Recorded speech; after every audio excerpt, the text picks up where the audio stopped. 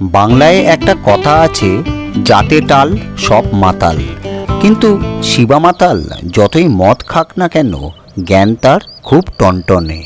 আর সে মাতাল হলে কি হবে? লোকেরা যখনই কোনো সমস্যায় পড়তো তখনই তারা তার কাছে আসতো সৎ পরামর্শের আশায়, এবং এই কারণেই পাড়ায় তার খুব নামডাক ছিল।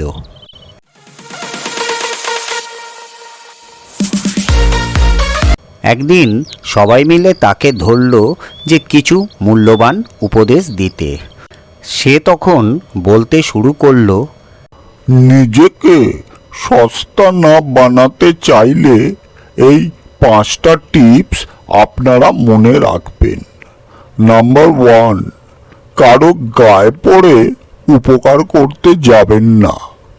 নাম্বার 2, কেউ ডাকলেই আপনি হাজির, এই মনোভাব থেকে আপনাকে বের হয়ে আসতে হবে।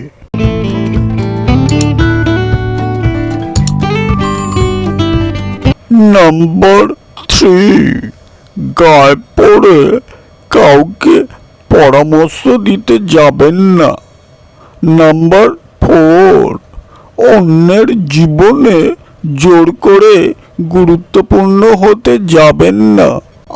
আর নাম্বার 5, অন্যের বিষয়ে অযথা মাথা ঘামাতে যাবেন না। এই কাজগুলো করুন, দেখবেন আপনাদের জীবনটা এমনিতেই সুন্দর হয়ে যাবে। তাহলে বন্ধুরা, চলি আজকের মতো। এই বলে শিবা মাতাল সেখান থেকে চলে গেল।